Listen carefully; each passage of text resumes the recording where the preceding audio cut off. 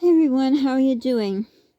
I thought I would talk about I always say I like sayings and quotes, and there's a proverb I was thinking of, and I don't know if the other one's called a saying, proverb, whatever. There's a saying, it's 'tis better to have loved than to, screwed it up, take two. 'Tis better to have loved and lost than to never have loved at all. I should have wrote it down.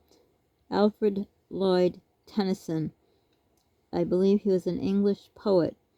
He wrote it for his friend who had died. It took him 10 years of grieving to come up with this. Then there's a proverb that says, I knew I should have wrote it down. Something about what you never had, you won't, what you didn't have, you won't miss. Something like that. Knew I should have wrote it down. Anyhow, does anyone know what it is exactly? What you never had, you'll never miss. I don't know. Well, something like that. So that's kind of opposite of that, right? So the saying, to have loved and lost and to never have loved at all. Is that good? Guess it depends on who you are, who you lost your love. So I started thinking about that. I don't know, it came up, I don't know where I heard it, so I looked it up. Whatever I hear and something when I want to know about it, I look it up. Well, I shouldn't say everything. If there's something I hear I don't know about, I look it up. So I looked it up, and that's what I found out about it. And then right underneath it talked about the proverb there. So, 'tis better to have loved and lost than to never have loved again. Personally, right off the cuff, I'd say no. I'd rather what you don't know, that you had, you won't miss it. An example of that is somebody who, well, the example they gave was if someone could see and then they lost their sight, wouldn't it be better to never have seen? Then you don't know what you're missing, right? I think for seeing, for me, yes, it'd be awful to, you'd be able to see, you can see, and all of a sudden you lose your sight. That would be horrifying to me. So again, it depends on the person, depends on the example. But back to the first one. So my initial reaction would be no, I would rather not have loved and lost. I would rather have never loved at all, because it hurts. Then I started thinking, because that's what I do best, is think and worry. So I started thinking, in my first marriage, would I have better to have loved and lost than to never have loved at all? That one I'd have to say yes, because that was someone that cared about me deeply, loved me, I could say intensely, but intensely in his own sort of way. He had a big family, so that was something I really enjoyed.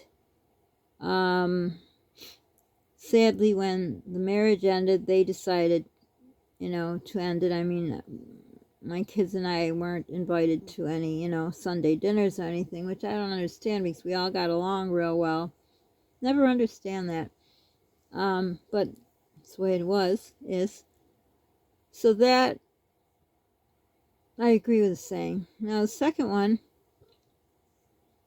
no, I rather that had never had happened. Except for the fact of my son would have never happened. So I could be like, when you go to court, you say, you please something, but with a reason. Or I don't remember. I used to go to courts with my dad. He used to love to listen to it, and he got me into it. And then so you plead something, but with explanation or something. So that would be you plead something with explanation. So that would kind of be, well, if I hadn't fallen in love with that thing, there would be no my son. So I can't say yes to that because there's nothing like, I can't look back on any kind of family gatherings because their family was a big dysfunctional mess, disaster. Oh my God, I don't even talk about it, so sick, so no.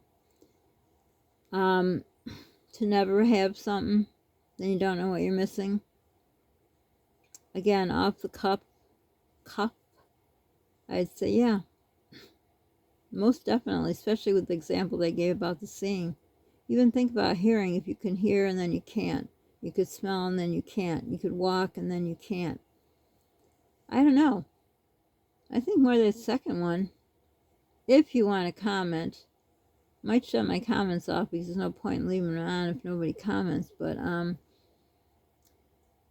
what was I gonna say?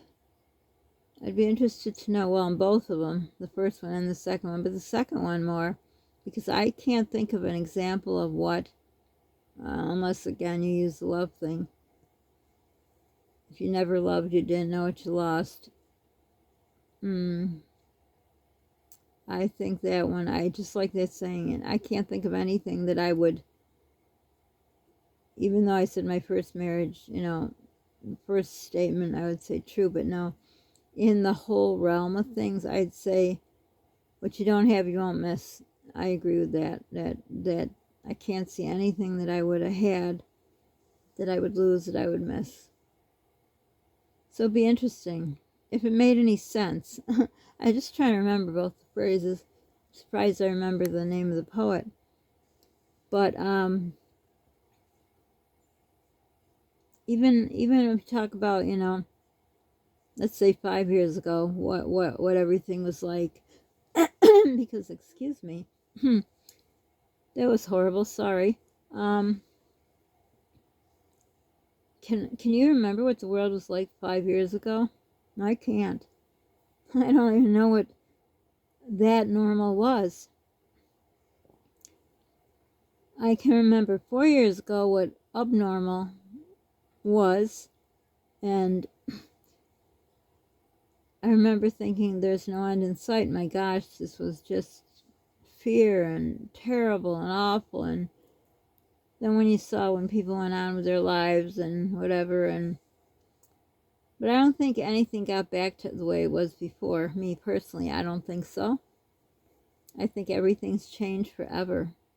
And it's probably because of our psyches, what happens in our minds, because I've noticed any group of people you think about, medical field, financial field, retail field, just people in general, I think as a whole, they've changed for the worse. And that's sad, because usually when something bad happens, it should bring people together and make you realize how good you had it. But as I utter those words, how good you have it, I could see how people can feel bitter that how good they had it, and maybe they can't get back to that good ever again, right? I don't know.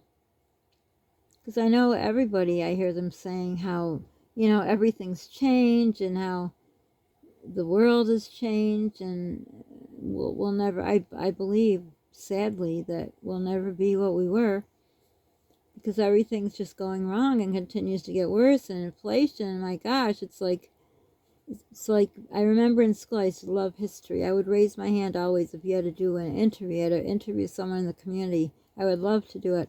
And I loved history, but now it's like we are living history. We are what is going to be written in our grandchildren's or maybe children's, who knows how often they update history books. Well, do they even have books in school anymore? I know they didn't when toward the end of my kids, the last of my kids, there weren't books. They were just worksheets. But we are living that history. Like when you read history, I remember reading, about years and years, hundreds of years ago, whatever. And I thought, wow, that must be terrible. People are going to be saying that about us, about what we lived through and still living through. And I don't know if it makes it more real. I know my family went through a lot. They had escaped their country, and told the story years ago, but for those that didn't hear it, My grandpa was a police officer, and people would call them police officers and have respect for them in the country they were from. So someone who's a police officer was respected and reverend and put high on a, what's that? There's another phrase. I should write my phrases down that I used to like. Pedestal, put on a pedestal. So being important, that also would make the enemy want to go after you and your family. So what the story was told, because I was not born there, was my grandfather got his family, his wife, and their 3 children out at night so they could escape, and he had to stay back. And I can't even imagine, I can imagine, my grandfather was everything to me, but I couldn't imagine, I don't even know how to say this politically correct because of my 2 experiences. But let's say I had such a marriage that was so wonderful where the love I gave was reciprocated, to have to leave my husband behind. I can't imagine, because I didn't have, well, the first marriage would be the closest to it, but not the love that my grandmother and grandfather had. I never met her, but I heard stories. She always was waiting till I was going to be born. She couldn't wait. And she died in May, and I was born in December. How sad is that?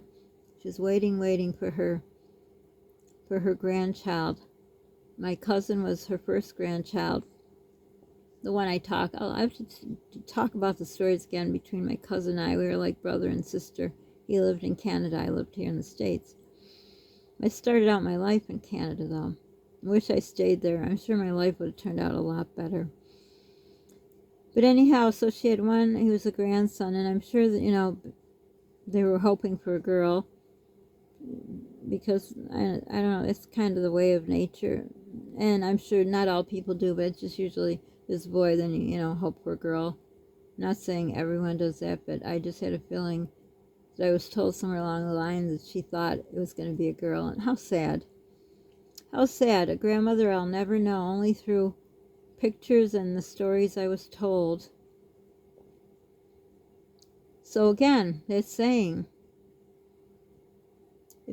something you never had, boy, the saying's getting worse and worse as I go along, right?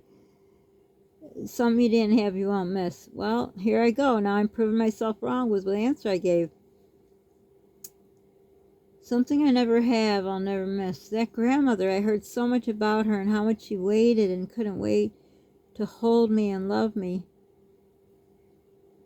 Now I have to say that saying I don't agree with.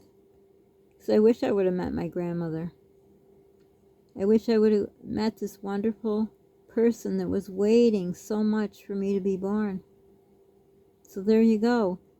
When you answer things or look at things at the world, see if it changes. I'm sure answers change from, when we were young, told like, the known thing is, when we're young and someone says someone's 30 and they say, oh, they're so old. And then when we turn 30, we're like, what? I don't know, at least me, I'm like, what was I saying? 30 is not old. Oh my gosh. But it's one of those sayings or catchphrases or whatever, oh, 30's old. No, it's not. But I just was wondering your thoughts on these, or I'll just have to wonder because I won't hear them. But, yeah, I like I said, I don't know where I heard it. Can't remember. Just, I was watching something maybe, or reading something, probably reading something. And then, like I say, I looked it up, and as you look, you see more, and I look up more and more and more and more, and then I get to this, and here's a little story time about how I started at one thing that led me to another, that I gave my answers, and then I found them different, because I talked some more, and there was a situation. So I dedicate this video to the grandmother I never got to meet, and for this scenario of that, what I never had, I'll never miss. No, I miss that grandmother I never met. I wish I had met her. I wish I had physical memories of her, not just told memories. But that's the way of life, right? The mystery of life. Don't forget to subscribe, like, share our channel, please. We're trying to grow it. It's like, I can't tell you. It's a funny phrase my son and I always say, but I'm not going to say it. It's like how to get to 1,000 subs is like, it's an analogy. But anyhow, be kind to people. You don't know what they're going through. Pay it forward if you can. Be the reason someone smiles today. And do something that makes you smile. Thanks for watching. Bye.